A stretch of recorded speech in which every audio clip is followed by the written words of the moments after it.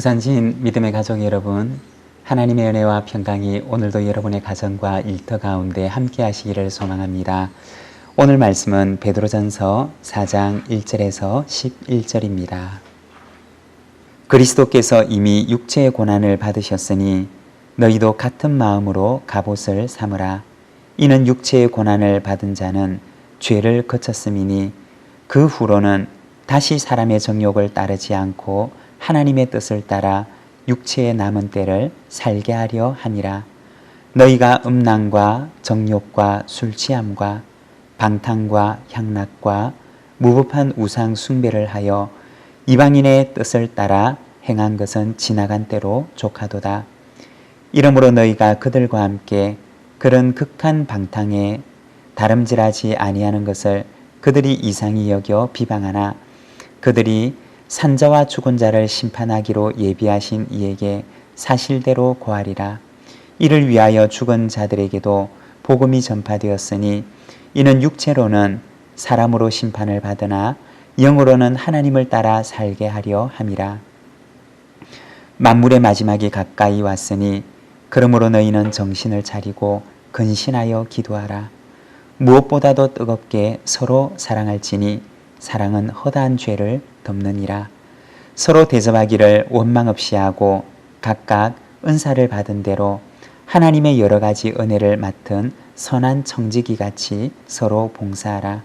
만일 누가 말하려면 하나님의 말씀을 하는 것 같이 하고 누가 봉사하려면 하나님이 공급하시는 힘으로 하는 것 같이 하라.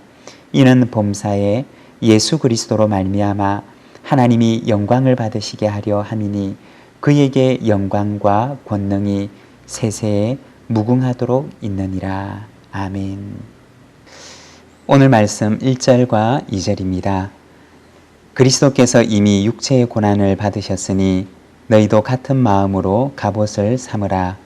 이는 육체의 고난을 받은 자는 죄를 거쳤음이니 그 후로는 다시 사람의 정욕을 따르지 않고 하나님의 뜻을 따라 육체의 남은 때를 살게 하려 함이라.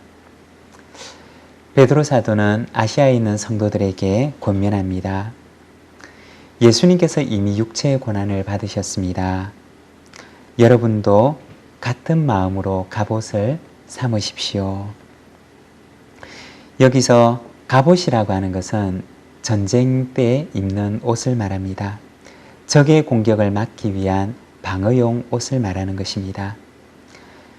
바울은 아시아에 있는 성도들에게 권면하기를 여러분의 마음에 갑옷을 입으십시오 라고 말합니다. 다가올 고난에 대비해서 마치 갑옷을 입는 것처럼 여러분의 마음을 굳게 단단히 먹으십시오 라고 얘기를 하는 것입니다. 그러면 그 고난의 정체가 무엇이냐? 우리가 어제 보았던 말씀 베드로전서 3장 17절에 선을 행함으로 고난 받는 것이 하나님의 뜻일진데 악을 행함으로 고난 받는 것보다 나으니라. 바로 여기에 나오는 선을 행함으로 받는 고난을 말하는 것입니다. 하늘의 소망을 가졌다는 그 사실 때문에 이 세상의 소망을 두지 않고 그리고 하늘의 소망을 따라 예수 그리스도의 제자가 되었다는 그 사실 때문에 받는 고난을 말하는 것입니다. 예수님도 육체의 고난을 받으셨으니 여러분도 마음의 갑옷을 입고 마음을 단단히 먹으십시오 라고 부탁하는 것입니다. 그러면 왜 예수님을 따르는 사람들은 그리고 천국의 소망을 따라 살아가는 사람은 고난을 받는 것일까요? 3절과 4절의 말씀을 보면 너희가 음란과 정욕과 술취함과 방탕과 향락과 무법한 우상 숭배를 하여 이방인의 뜻을 따라 행한 것은 지나간 때로 족하도다.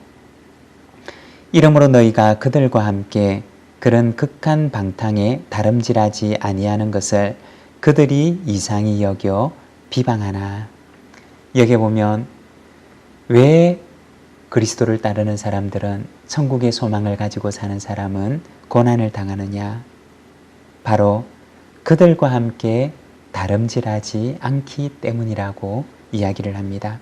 4절에 보면 너희가 그들과 함께 그런 극한 방탕에 다름질하지 아니하는 것을 그들이 이상히 여겨 비방하나 라고 말합니다. 여기서 방탕이라고 하는 것은 소망이 없는 삶을 말하는 것입니다. 이 세상의 삶이 전부인 줄 알고 살아가는 것, 그리고 자기가 나그네라고 하는 사실을 알지 못하고 살아가는 삶을 말하는 것입니다. 자기처럼 살지 않기 때문에, 자기와는 다르게 살아가기 때문에 비방을 하는 것입니다. 이 세상에 사는 사람들은 두 종류의 경기자로 비유할 수가 있습니다. 똑같은 100m 달리기를 하는데 한 사람은 이 100m가 자신의 인생의 전부라고 생각을 하고 달려갑니다. 그리고 또 한 사람은 똑같이 달리지만 100m 그 너머의 삶도 자신의 인생의 한 부분이라고 받아들이고 달립니다. 똑같은 구간을 달리지만 그러나 이 100m가 자신의 삶의 전부라고 생각하고 달리는 사람과 그 너머의 삶도 자신의 인생의 한 부분으로 받아들이고 달리는 사람은 똑같은 달리기를 하지만, 똑같은 구간을 달리지만, 그러나 그 달리는 삶의 태도가 결코 같을 수가 없는 것입니다. 100m가 전부라고 생각하는 사람은 이것이 자신의 전부이기 때문에 이 구간 안에서 자기가 하고 싶은 것, 자기가 원하는 것, 이 모든 것을 채우며 살아가고자 합니다. 왜냐하면 그것이 그의 전부인 줄 알고 살아가기 때문입니다. 그렇지만 결성선 그 이후까지 자신의 인생의 한 부분으로 받아들이고 살아가는 사람은 똑같은 구간을 달리지만, 그러나 그 달리는 구간을 달릴 때 그는 절제하며 이 구간을 잘 마칠 수가 있습니다.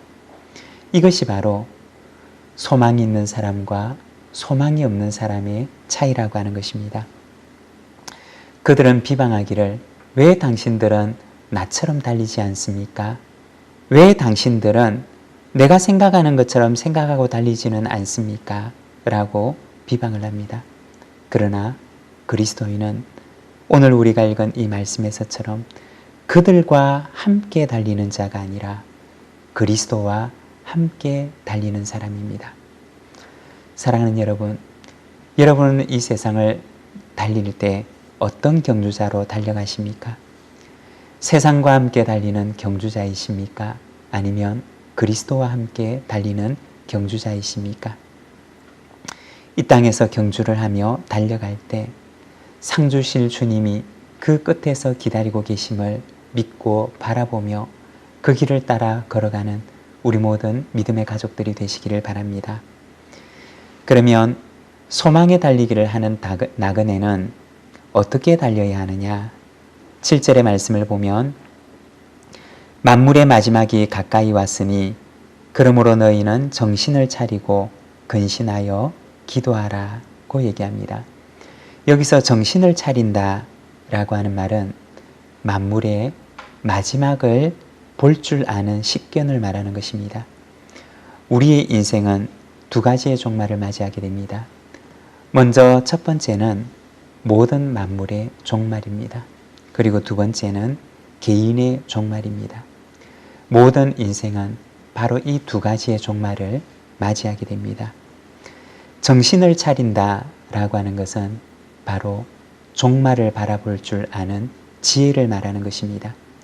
달리기의 그 마지막, 결성선 이후를 바라볼 줄 아는 지혜를 말하는 것입니다. 사랑하는 여러분, 결성선 너머를 바라보는 지혜로운 경주자가 되시기를 바랍니다. 그 사람이 바로 지혜로운 나그네인 것입니다. 10절의 말씀입니다. 각각 은사를 받은 대로 하나님의 여러 가지 은혜를 맡은 선한 청지기 같이 서로 봉사하라. 이 소망의 나그네는 마지막으로 청지기의 마음을 가지고 달리는 사람을 말합니다. 하나님의 여러 가지 은혜를 맡은 청지기. 여러분, 성경은 우리를 가리켜서 청지기라고 얘기를 합니다. 무엇을 맡은 청지기냐? 바로 하나님의 여러 가지 은혜를 맡은 청지기입니다. 11절의 말씀을 보게 되면 말하는 자는 하나님의 말씀을 하는 것처럼, 그리고 봉사하는 사람은 하나님께서 공급하시는 힘으로 하는 것처럼 우리는 하나님의 은혜, 하나님의 선물을 맡은 청지기라고 얘기를 합니다. 우리가 말을 할 때도, 우리가 봉사할 때도 하나님의 것을 가지고 하는 것처럼 그렇게 선한 청지기의 마음을 가지고 말도 하고 봉사도 하라고 얘기를 합니다.